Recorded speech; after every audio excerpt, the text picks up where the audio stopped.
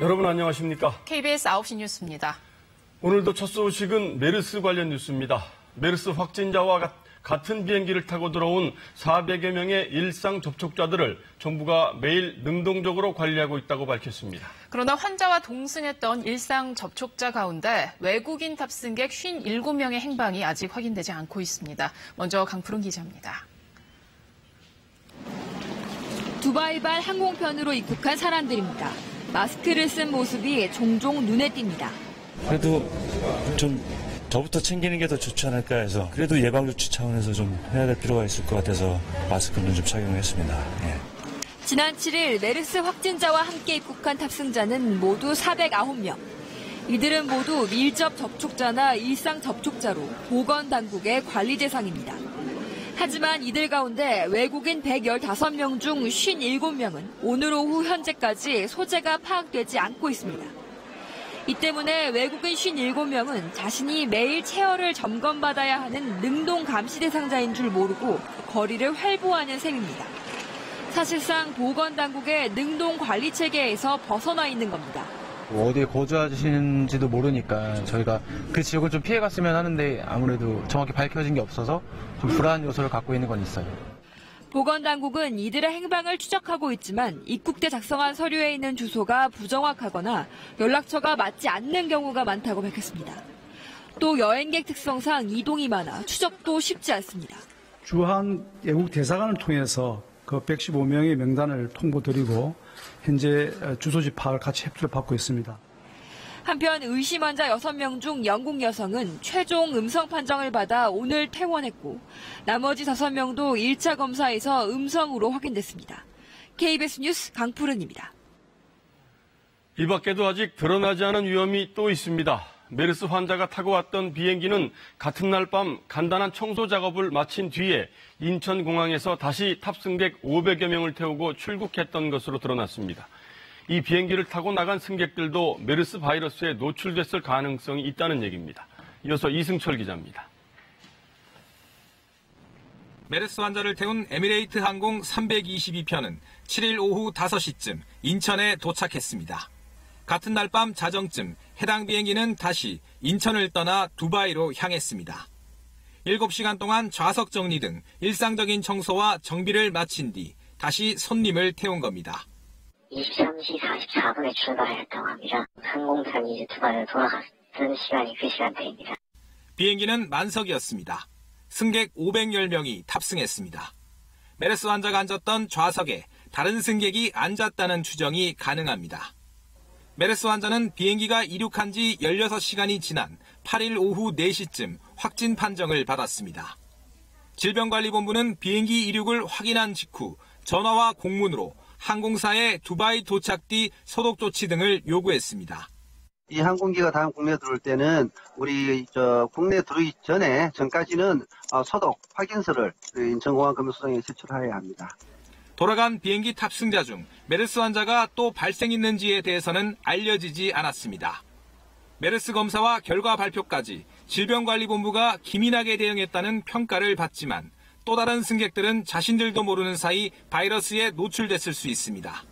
KBS 뉴스 이승철입니다. 잠재적인 위험은 또 남아 있습니다. 최초 확진자가 공항에서 병원까지 타고 갔던 택시를 바로 뒤이어서 이용했던 승객이 있었습니다. 보건당국은 뒤늦게 이 승객을 찾고 있습니다. 계속해서 엄진아 기자입니다. 보건당국은 메르스 확진자의 동선을 CCTV 등을 통해 확인했습니다. 여기에 탑승객 명단 그리고 환자 본인의 진술을 통해 앞뒤 3열 탑승객과 승무원, 공항 직원과 마중 나온 아내, 택시기사와 병원 의료진 등 21명을 밀접 접촉자로 분류했습니다.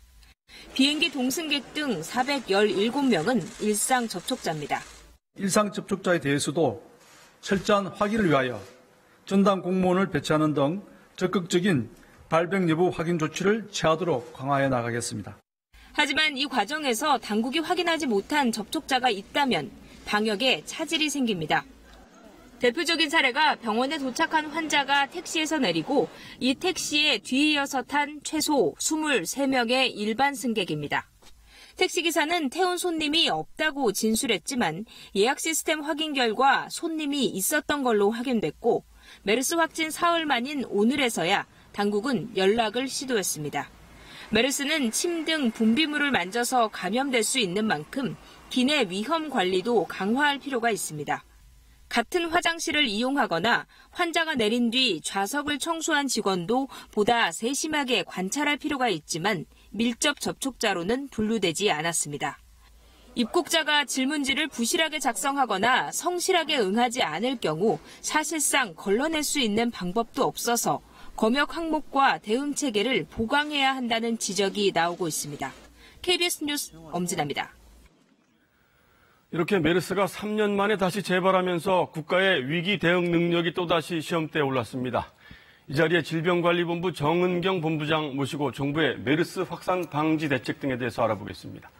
정은경 본부장님 어서 오십시오. 네. 안녕하십니까. 예.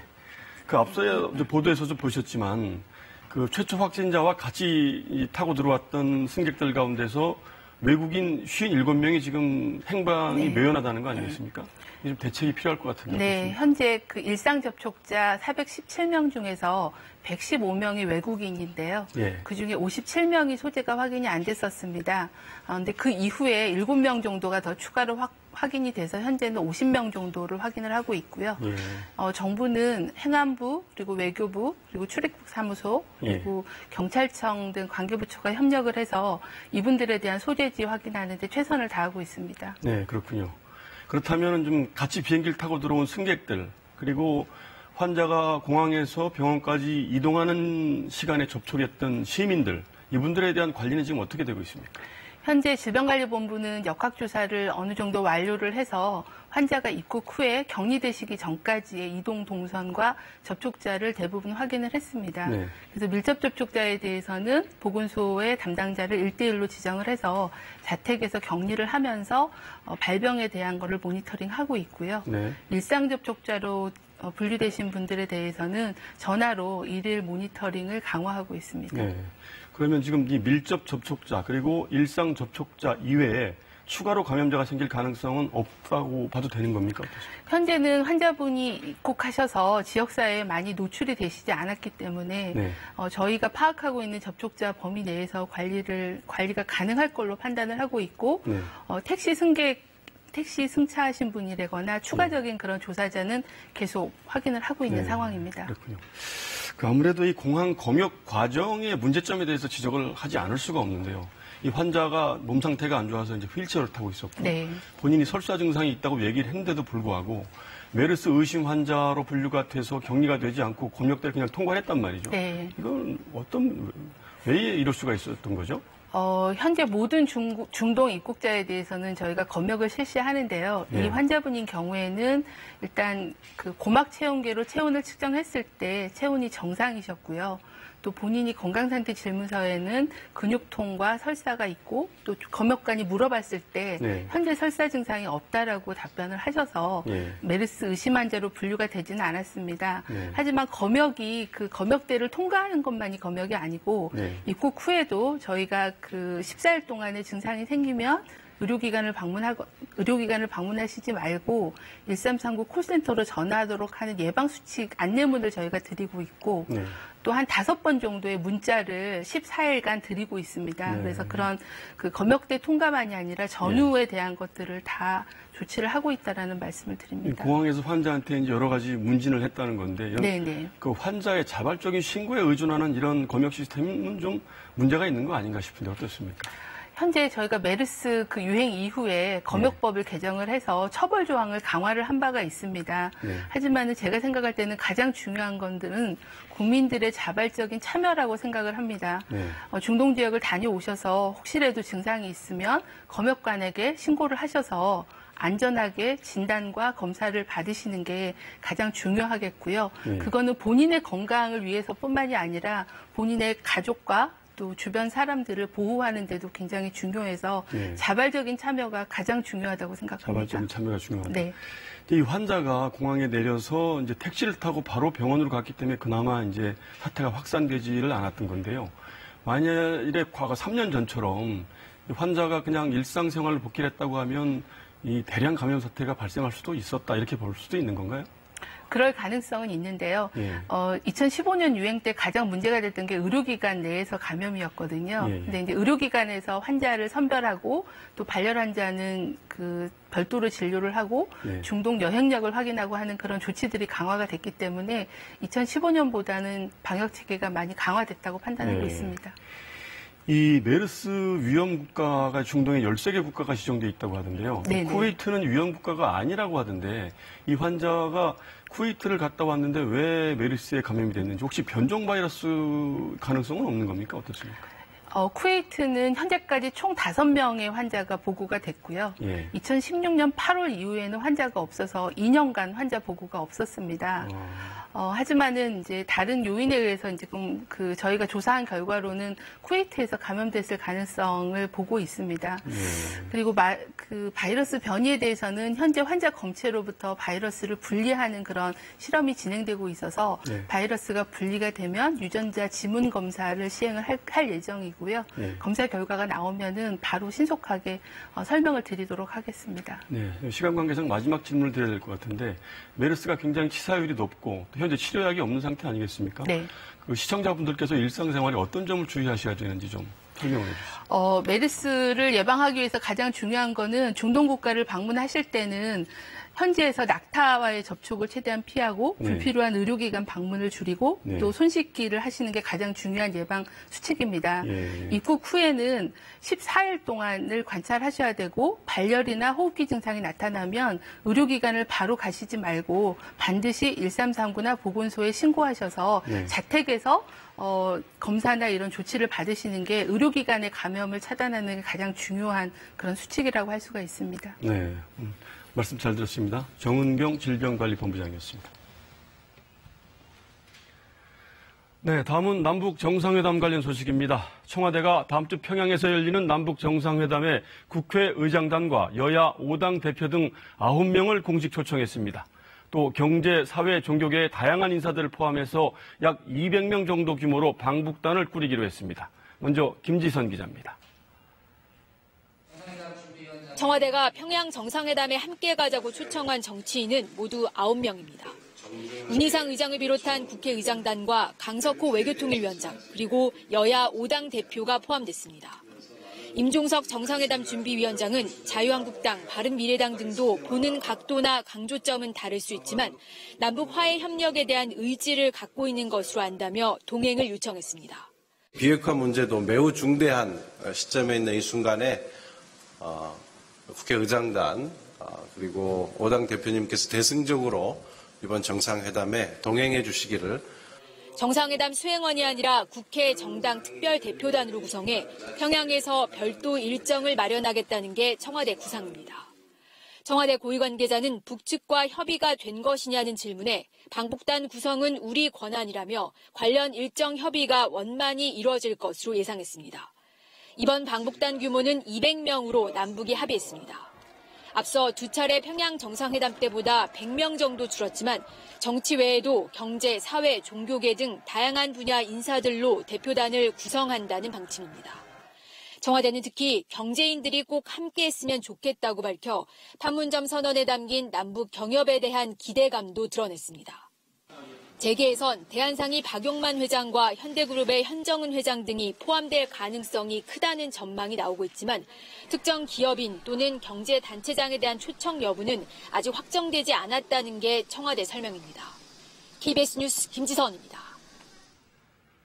청와대 방북 초청에 대해서 여야 5당은 반응이 엇갈렸습니다. 민주당, 평화당, 정의당은 적극적으로 환영한다고 밝혔지만 자유한국당과 바른미래당은 거부 의사를 나타냈습니다. 이렇게 각 당 분위기가 엇갈리자 국회의장단도 불참하겠다는 뜻을 밝혔습니다. 이어서 안다영 기자입니다. 오늘 오전부터 자유한국당과 바른미래당은 남북 정상회담 동행 제의에 응하지 않겠다는 입장을 밝혀왔습니다. 정당 대표들이 그렇게 갈 이유가 있는가? 지금 이 여러 가지 복잡한 사안들이 지금 걸려 있는데. 당 대표들이 지금 나서봤자 글러리밖에 안 됩니다. 보여주기에 급급해서는 안 됩니다. 이런 공식 입장 표명에도 청와대가 오후 들어 여야 5당 대표를 포함한 초청 명단을 발표하자 민주당과 평화당, 정의당은 환영의 뜻을 밝혔습니다.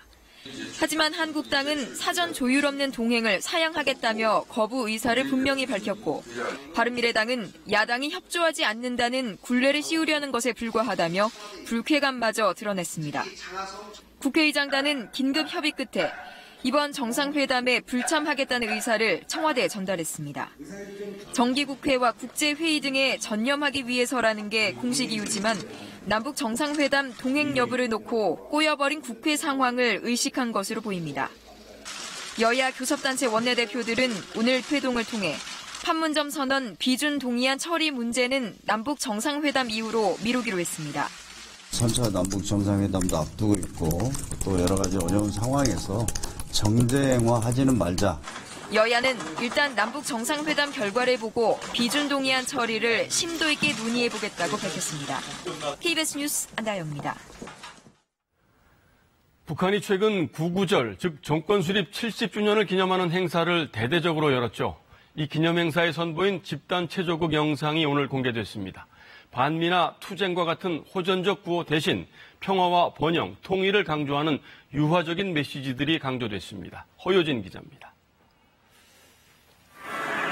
드론 100여 대가 하늘에 공연 제목을 수놓으며 집단 체조의 시작을 알립니다. 화려한 무대 장치가 넘쳐 흐르는 용광로를 형상화하고 참가자들은 일사불란한 움직임으로 자력갱생을 외칩니다. 이어 카드 섹션이 한반도기와 함께 평화, 번영, 통일의 새 시대라는 구호를 그려냅니다.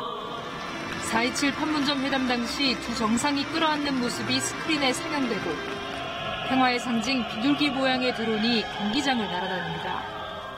우리 조국이 빨리 하나로 돼서 세계로 나가야 된다고 생각합니다. 김정은 위원장이 외빈들과 함께 지켜보는 가운데 세계 각국의 전통춤도 펼쳐집니다. 대외관계의 다각화, 자주 평화 우호라는 메시지는 영어로도 표시됩니다. 고전적 분위기를 연출했던 2013년 아리랑 공연과는 확연히 달라진 분위기입니다. 상당히 폐쇄적이고 운둔적인 그러한 국가였던 북한을 좀 더 개방적이고 외교에 기반한 국가, 정상적인 국가로 탈바꿈하려는 그러한 노력이 많이 보였다 이렇게 보여줍니다. 북한은 또 어제 열린 군 열병식의 뒷모습까지 공개했습니다.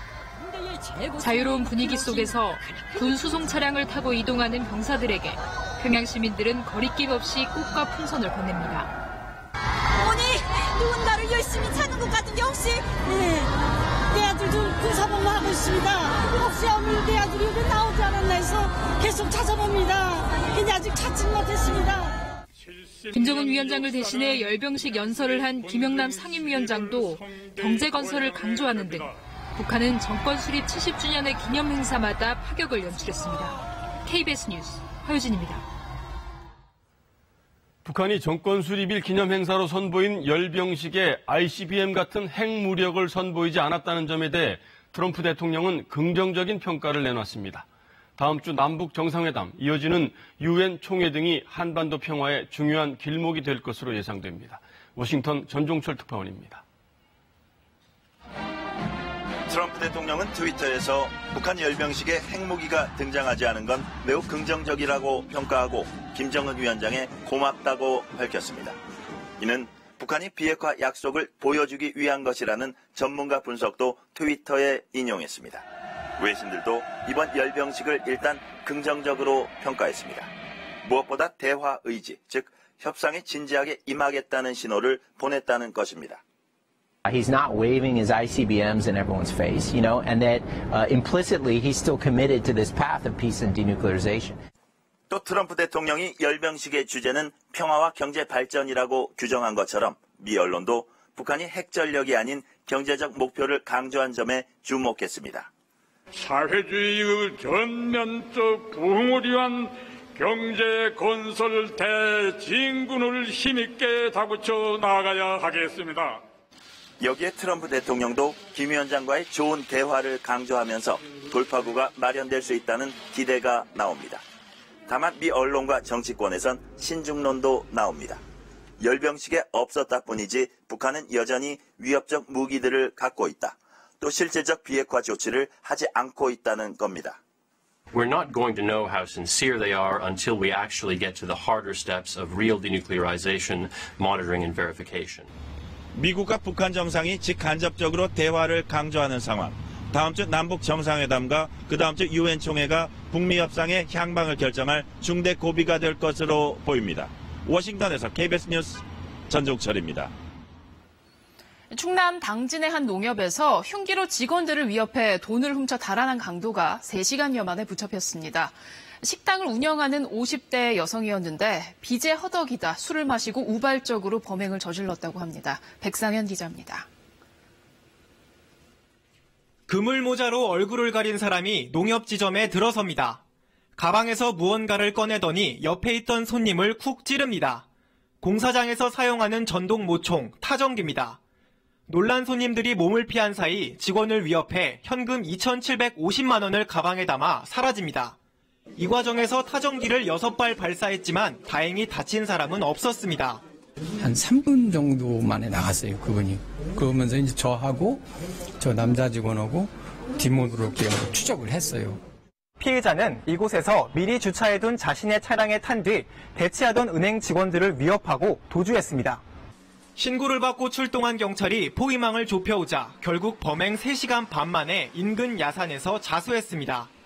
경찰에 붙잡힌 사람은 농협 주변의 음식점 여주인 51살 박모 씨였습니다. 경찰 조사에서 박 씨는 음식점을 운영하며 생긴 빚 4억 원을 감당하기 힘들어 술을 마시고 범행을 저질렀다고 진술했습니다. 사전에 이 부분에 가지고 계획을 해가지고 한 것이 아니고 아침에 일어나자마자 술 한 잔을 먹었는데 맥주 2병을 마셨답니다. 이 빚 생각이 나고 하니까는 경찰은 박 씨가 훔친 2,750만 원 가운데 2,250만 원을 회수하고 나머지 500만 원을 찾는 한편 특수강도 혐의로 구속영장을 신청할 예정입니다. KBS 뉴스 백상현입니다. 지난주 공사장 옹벽이 무너지며 기울어진 상도 유치원 건물이 오늘 철거됐습니다. 유치원생들은 근처 초등학교 돌봄 교실을 찾았고 주민들은 분진으로 인한 피해와 불안감을 호소하고 있습니다. 이호준 기자입니다. 굴착기가 부산하게 움직이면서 부서진 벽이 떨어져 나갑니다. 뒤틀린 구조물이 조각조각 부서지고 기울어진 건물은 형체 없이 사라집니다. 상도란 글자는 사라지고 유치원 글자만 남았습니다. 철거 작업이 끝난 건 오후 4시, 꼬박 10시간이 걸렸습니다. 부서진 건물 사이로 아이들이 그린 그림이 보입니다. 아이들의 안전을 우려한 학부모들의 요청으로 등하교 시간과 점심시간에는 철거 작업이 잠시 중단되기도 했습니다. 내일부터 사흘 동안은 잔해 반출 작업이 진행됩니다. 추가 붕괴 위험은 막았지만 주민들은 불편을 호소합니다. 건물 부서지면서 먼지들만 나오고 하니까 저희들 바로 여기 앞에 나가지고 공사하다가 이렇게 내리면 어떡하지 그런 걱정을 했었어요. 매일 다니던 유치원이 사라지면서 아이들은 인근 초등학교를 찾아야 했습니다. 분진과 소음 때문에 초등학교는 하루 휴업했고 돌봄 교실만 문을 열었습니다. 많죠. 다른 사람도 그렇고. 그런데 어떻게 해요? 할아버지 일이 있죠. 애비대로 일이 있고. 경찰은 구청 등에서 건축 허가 자료를 제출받아 분석하고 있습니다. 업무상 과실 여부가 확인되면 바로 수사로 전환할 방침입니다. KBS 뉴스 이호준입니다. 계속되는 집값 상승에 정부가 부동산 추가 대책 발표를 예고했는데요. 정부의 대책을 지켜보자며 시장이 주춤하는 모양새인데 매물이 적다 보니 집을 파는 사람이 우인 시장 분위기는 여전합니다. 김나나 기자가 보도합니다. 서울의 대규모 아파트 단지입니다. 1,500가구가 넘는데 현재 매물은 18건에 불과합니다. 물건이 귀하다 보니 호가도 한 달 새 1억 원 넘게 올랐습니다. 지금 전화는 많아요. 전화는 많은데 물건이 지금 원하시는 물건이 가격대가 없어서 저희들이 지금 적극적으로 대응도 못하고 있는 상황이에요. 이렇게 거래는 잘 이뤄지지 않지만 매물 부족으로 호가가 오르면서 매도자의 유리한 정도를 나타내는 매수 우위 지수는 지난주 역대 최고치를 기록했습니다. 집값이 더 오를 거란 기대감에 집주인들은 매물을 거둬들인 데다 지난 4월부터 다주택자 양도세 중과로 매물이 더 귀해진 탓입니다. 3월에 14,000여 건이던 거래가 이후에는 절반 이하로 뚝 떨어진 상황. 대부분 강남 3구 등 고가 아파트 거래가 줄었습니다. 특히 이르면 이번 주 정부의 추가 부동산 대책이 발표될 예정이어서 시장에선 내용을 좀 지켜보자는 분위기도 감지되고 있습니다. 지금 매수 타이밍이 맞습니까? 아니면 또 매도인 입장에서는 매도 타이밍이 맞습니까? 많이 문의를 하세요. 일단은 약간 지켜보고 하자는 분위기죠. 추가 대책의 윤곽이 보유세 인상과 대출 규제 등으로 예상되고 있어 이딴 규제책에 어느 정도 내성이 생긴 시장에 강력한 효과를 내긴 힘들 거란 예측도 나옵니다. 정책들이 정부 의도대로 흐르지 않고 오히려 물량을 더 감추게 되고 내놓지 않게 되어서 중장기적으로 더 가격이 올라갈 가능성이 높아졌다라고 보여집니다. 정부의 추가 대책안에 따라 이후 집값의 향배도 가늠해 볼 수 있을 것으로 보입니다. KBS 뉴스 김나나입니다. 국회 국토교통위 소속이던 신창현 의원에게 수도권 택지개발 후보지 정보를 준 사람은 경기도청에 파견된 국토부 소속 서기관인 것으로 드러났습니다. 경기도는 자체 조사 결과 서기관 A씨가 지난달 말 후보지 목록을 사진으로 촬영해 신 의원에게 SNS로 전달한 것을 확인했다고 밝혔습니다. 국토부는 오늘 감사실 직원을 보내 자료 유출 경위 등을 조사했으며 A씨는 해당 목록이 수도권 개발 예정지인 줄 몰랐다고 해명한 것으로 전해졌습니다. 계엄령 문건의 핵심 인물 조현천 전 기무사령관에 대해서 군검 합동수사단이 여권 무효화 절차에 착수한 것으로 확인됐습니다. 취재기자 연결해 자세히 알아보죠. 강병수 기자. 네, 앞서 헤드라인에서는 영장이 발부됐다고 나왔는데 아직 그건 아니고 영장을 청구할 계획인 거죠? 네, 조현천 전 기무사령관은 계엄령 문건 작성의 핵심 인물인데요. 이 군검 합동수사단 출범 2달 가까이 아직 조사조차 못하고 있습니다. 지난해 9월 퇴직한 조 전 사령관이 12월 미국으로 간 뒤 돌아오지 않고 있기 때문입니다. 이 합수단은 최근까지도 국내의 가족과 지인을 통해 자진 귀국을 설득해왔습니다. 하지만 가족들마저 조 전 사령관과 연락이 닿지 않는다고 얘기한 것으로 전해졌습니다. 자진 귀국 가능성이 희박하다고 판단한 합수단은 조 전 사령관에 대해 조만간 체포영장을 청구할 방침인 것으로 확인됐습니다. 체포영장은 조 전 사령관의 여권 무효화를 위한 필수 조치입니다. 여권 무효화 조치가 취해지면 정부는 조 전 사령관에게 여권 반납을 명령하고 불응하면 여권을 무효화합니다. 그런데 이 조치까지 최소 2개월이 걸립니다. 합수단이 그동안 자진 귀국을 설득한 이유입니다. 또 머물고 있는 나라에서 적극적으로 협조하지 않을 경우 신병 확보까지는 상당히 오랜 시간이 걸릴 수도 있습니다. 이에 따라 당초 조 전 사령관에 대한 조사를 마친 후 윗선 수사를 하려던 합수단은 전략 수정이 불가피해졌다는 전망입니다. 합수단은 한민구 전 국방부 장관과 김관진 전 청와대 국가안보실장을 먼저 소환 조사하는 방안도 검토 중인 것으로 알려졌습니다. KBS 뉴스 강병수입니다.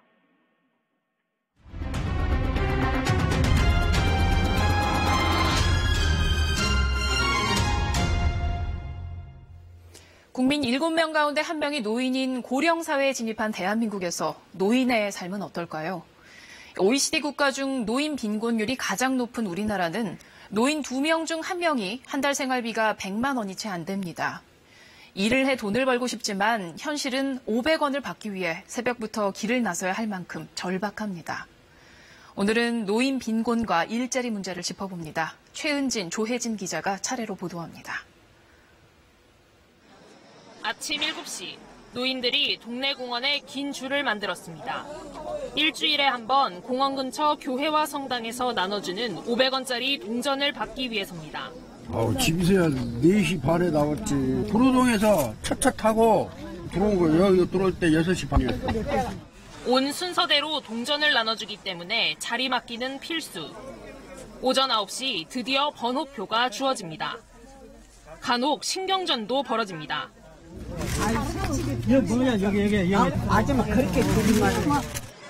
겨우 도착한 이 할아버지는 끝번호를 받았습니다. 지금 오는 길에 내가 그런 걸 늦게 와가지고 둘이 없어요. 그래가 꼴찌 받고 그래요, 맨날. 노인 300여 명이 2시간 넘게 기다려 받은 돈은 500원짜리 동전 3개. 82살인 유할머니는 이 돈을 모아 방세에 보탭니다. 새 사는 사람들이라 새돈 줘야지. 보통 15만 원만 가지. 10만 원, 15만 원. 여기서 끝이 아닙니다. 신사에서 500원 주고 잘 줘요, 고기에다. 공원에서 세정거장 떨어진 또 다른 교회. 아까 공원에 있던 노인들의 발걸음이 이어집니다. 이곳에 모인 노인들은 250여 명. 노인들은 이곳에서 또 동전을 받습니다. 2군데, 아까 3개, 오면서 한 거, 여기서 한 거. 그러니까 4개 받았지, 2,000. 오늘 최할머니는 2,000원 그대로 저금통에 넣을 계획입니다. 저축에 그것도 좀 쓰고 그러는 거지. 돈 막 쓰는 거 아니야. 이렇게 벌어다 어떻게 막 쓰겠어. 일하고 싶어도 일할 곳 없는 노인들. 오늘도 빈곤으로 내몰리고 있습니다. 일 안 쓰이잖아, 나이 많다고. 일도 안 쓰이고 돈도 없고 하니까 일인데 안 되는 수가 없다. KBS 뉴스 최은진입니다. 한 푼이 아쉬운 노인들의 힘든 순례길을 끝낼 방법은 없는 걸까요? 우리나라 노인복지 재정은 GDP 대비 2.6%로 OECD 평균의 3분의 1 수준입니다. 노인 빈곤율 역시 45.7%, OECD 최상위입니다. 한 달 25만 원의 기초연금을 포함하더라도 노인 2명 중 1명은 한 달 100만 원 미만으로 생활을 하는 겁니다. 그런데 노인복지 재정만 계속 늘릴 수는 없으니 또 하나의 방법이 건강한 노인들이 일자리를 갖는 겁니다. 평균 우리나라 은퇴 시점은 남성이 51세, 여성은 47세인 마당에 3, 40년을 일 없이 살 수도 없는 법입니다. 그래서 노인 중 절반 이상이 계속 일을 하고 싶어 합니다. 하지만 실제 일하는 노인은 10명 중 3명에 불과하고 이마저도 대부분이 비정규직, 저임금 일자리입니다. 일하는 노인 중 자신의 경력과는 무관한 단순 노무직 비율은 계속 늘어나고 있는데 나이가 들수록 이 단순 노무직에 대한 쏠림 현상도 두드러집니다. 정부는 내년에 노인 일자리 10만 개를 더 만들겠다고 했지만 여전히 턱없이 부족합니다. 빈곤의 늪에 빠져 거리를 헤매는 노인들. 국민 7명 중 1명이 노인인 고령사회에 접어든 대한민국의 과제 중 하나는 노인 일자리입니다. KBS 뉴스 조혜진입니다. 우리보다 먼저 고령사회에 진입한 일본의 상황은 어떨까요? 65세 이상 인구 비율이 25%를 넘는 일본은 고령 인력을 활용하지 않고는 경제를 유지할 수 없는 실정입니다. 이승철 특파원이 실태를 취재했습니다. 공장에서 제설기 조립 작업이 한창입니다. 작업장에서 일하는 상당수가 머리가 희끗희끗한 어르신들입니다. 기계 설비를 만들고 유지하는 업무도 정년을 훌쩍 넘긴 고령 직원 몫입니다. 60세가 정년이지만 계속 연장할 수 있습니다. 이 회사는 이미 10년 전부터 고령 사원들을 위해 허리를 굽히지 않고도 일할 수 있는 환경을 만들기 위해 노력해왔습니다. 원래는 숙련된 기술자들을 잡아두기 위해 도입한 정년 연장제도. 하지만 점점 신입사원 모집이 어려워지면서 어느덧 사원 4명 중 1명은 60세 이상입니다. 고령 사원이 늘면서 회사도 작업 환경 개선과 근무 시간 탄력 운영 등 여러 장치를 마련해왔습니다. 사무실에서는 70대 사원이 활약하고 있습니다. 오하요고자이마스. 하야카와 씨는 벌써 48년째 근무 중입니다. 급료 지급 등 회계 업무를 맡고 있는데 일주일에 4일 9시부터 오후 4시까지만 일합니다.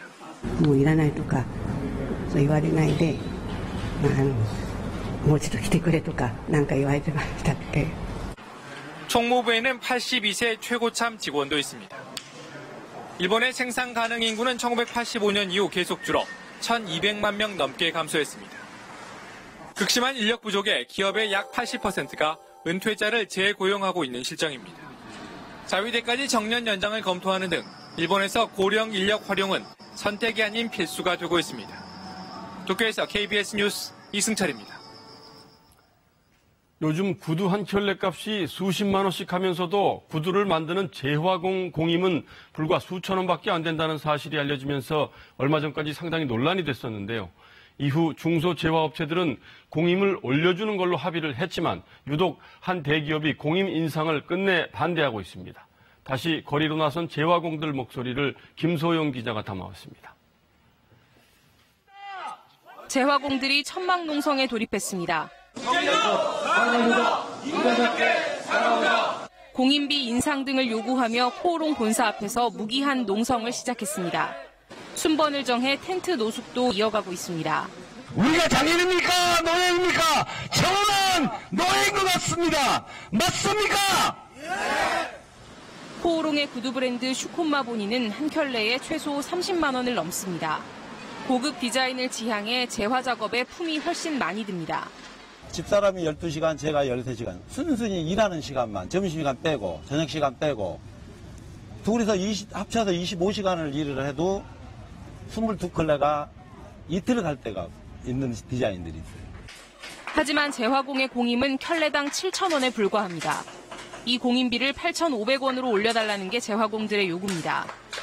올해 5월 텐디 사태로 이른바 재화공의 눈물이 알려지면서 일부 중소기업과 동대문 브랜드들은 재화공 공임을 10% 이상 인상했습니다. 액수가 좀 적었는데 사장님도 저희하고 잘 얘기돼서 이제 저희도 더 열심히 신발 만들려고 노력하고요. 코오롱은 재화공 공임은 하청업체가 정할 문제라며 발을 빼왔습니다. 재화공들은 공임비 인상 요구가 관철될 때까지 농성을 이어갈 계획입니다. 대기업에 있는 사람들처럼 막 연봉 5천, 6천 달라는 게 아니라 최소한의 지금보다는 좀 나은 삶을 살기 위해서 조금은 더 생각해 줬으면 좋겠어요. 코오롱 관계자는 대기업의 책임을 생각해 교섭 노력을 시작하겠다고 밝혔습니다. KBS 뉴스 김소영입니다. 중고 외제차를 몰고 다니면서 신호 위반 차량들을 일부러 들이받고 억대의 보험금을 상습적으로 챙겨온 일당이 무더기로 붙잡혔습니다. 천효정 기자입니다. 3차로를 달리던 차량이 2차로로 차선을 변경하려는 순간 왼쪽 뒤편에서 검은 수입 승용차 한 대가 갑자기 달려와 부딪힙니다. 사고가 나자 수입 차량에서 20대 부부가 아이를 안고 나와 피해를 호소합니다. 블랙박스 화면 속 부부는 23살 남성 이모 씨와 그의 아내로 차선을 변경하는 차량을 골라 고의로 교통사고를 내고 보험금 2억여 원을 챙긴 혐의로 경찰에 붙잡혔습니다. 이들은 지난해 1월부터 최근까지 모두 27차례나 고의 교통사고를 냈고 의심을 받지 않기 위해 사고 차량에 어린 자녀와 동승했습니다. 간격이 있다고 생각하고 차선을 변경을 했던 거였는데 그 차가 완전히 그냥 제 앞으로 이제 가서 사고가 난 상황이거든요. 어떻게 사고가 이렇게 날 수 있지 생각은 들었는데. 비슷한 수법으로 2015년 12월부터 지난해 2월까지 수입차 4대를 이용해 고의 교통사고를 내고 보험금 1억여 원을 챙긴 22살 김모 씨 등 24명도 경찰에 붙잡혔습니다. 김 씨 등은 이 같은 회전교차로나 로터리에서 차선 변경을 하는 차량들을 뒤에서 들이받았습니다. 이들은 오른쪽이나 왼쪽 뒤편에서 차량을 들이받으면 블랙박스 사각지대에 해당돼 잘 찍히지 않는다는 점을 악용했습니다. 미순 수리비라든지 차량 수리비에 대해서 동급 종류의 렌트가 대여비를 받는다든지 대차비를 받는다든지 있기 때문에 경찰은 의심스러운 교통사고를 당했을 경우 곧바로 보험사나 경찰에 신고해야 피해를 막을 수 있다고 당부했습니다. KBS 뉴스 천유정입니다.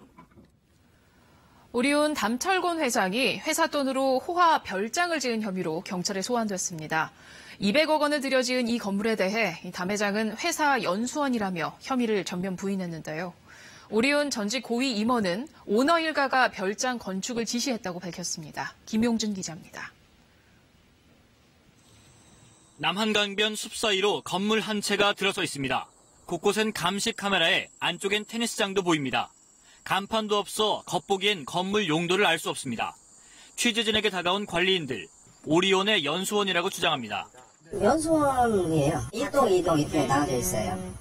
하지만 건축 당시 오리온 전략부문 사장이었던 조경민 씨는 오너 일가가 이곳에 별장 건축을 지시했다고 KBS에 밝혔습니다.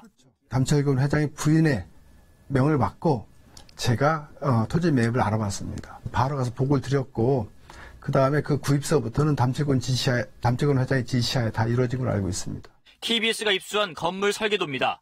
연수원에 있을 법한 대규모 회의실이나 구내 식당 등은 없습니다. 대신 여러 개의 침실과 대형 드레스룸, 야외 욕실에 벽난로까지 들어있습니다. 전형적인 호화 별장 구조입니다. 개인 별장으로 지기로 했기 때문에 개인 비용으로 다 해야 되는데 두바이 갔다 오시면 뭐 두바이 어디 호텔에 무엇으로 바꿔라 뭐 이런 식의 요구가 있어서 그것은 합당한 일이 아니다. 건축 비용은 약 200억 원, 모두 회사 돈이었습니다. 경찰은 오리온 담철곤 회장 부부가 회사 돈으로 개인 별장을 지었다는 혐의를 잡고 담 회장을 소환 조사했습니다. 가족이나 개인이 쓰신 적 없단 말씀이세요? 없습니다. 그럼 그거는 무슨 용도의 건물이에요? 회사의 연수원입니다. 경찰은 조만간 담 회장 부인 등 관련자들도 추가로 소환해 조사할 방침입니다. KBS 뉴스 김용준입니다. 금융감독원 집계 결과 올 상반기 보이스피싱 피해액이 1,802억 원으로 지난해 상반기보다 73.7% 늘었고 피해자는 2만 1,006명으로 56.4% 증가한 것으로 나타났습니다. 유형별로 보면 대출 빙자형이 1,274억 원으로 70.7%, 정부기관 사칭형이 528억 원으로 29.3%였습니다. 서울중앙지검 특수 2부는 회사 돈 수십억 원을 빼돌린 혐의로 커피 전문점 탐앤탐스 김도균 대표에 대해 구속영장을 청구했습니다. 김 대표는 2009년부터 2015년까지 우유 공급업체가 회사에 제공하는 팩당 200원 안팎의 판매 장려금을 개인적으로 빼돌리는 등의 방식으로 회사 자금을 빼돌린 혐의를 받고 있습니다. 관세청이 아프리카 돼지열병의 국내 유입을 막기 위해 외국에서 돼지고기나 돈육 가공품을 들여오는 것을 자제해달라고 당부했습니다. 관세청은 최근 중국에서 반입한 돈육 가공품에서 아프리카 돼지열병 바이러스 유전자가 검출되고 있다며 돼지고기뿐 아니라 햄과 소시지, 순대, 만두 등도 휴대와 반입을 자제해야 한다고 덧붙였습니다. 스타벅스 코리아가 오늘부터 서울, 부산, 제주 지역 100개 매장에서 플라스틱 대신 종이 빨대를 시범 도입합니다. 스타벅스는 2달 동안 시범 운영을 해본 뒤 빨대 색상과 종이 재질의 장단점에 대한 고객 조사를 거쳐 11월쯤 전국 매장으로 확대할 예정입니다. 최근 중국에서 가장 유명한 여배우 판빙빙을 둘러싸고 온갖 억측과 괴담이 나오고 있습니다.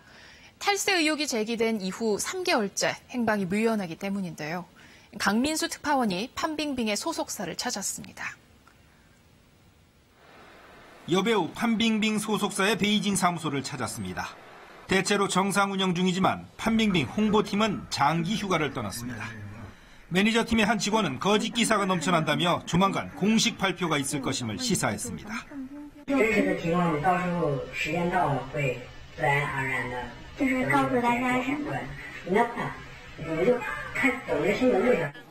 판빙빙은 지난 5월 이중계약을 통한 탈세 의혹이 제기된 직후 공개석상에서 사라졌습니다. 당시 세무당국의 조사가 시작됐다는 기사가 있었지만 당사자 해명은 물론 책임 있는 당국의 공식 발표도 전혀 없었습니다. 중국 최고 여배우의 잠적에 실종설, 망명설 등 온갖 괴담이 난무하고 있습니다. 특히 판빙빙의 남동생 판청청이 팬미팅 도중에 울먹이며 한 말은 의혹을 더욱 증폭시켰습니다.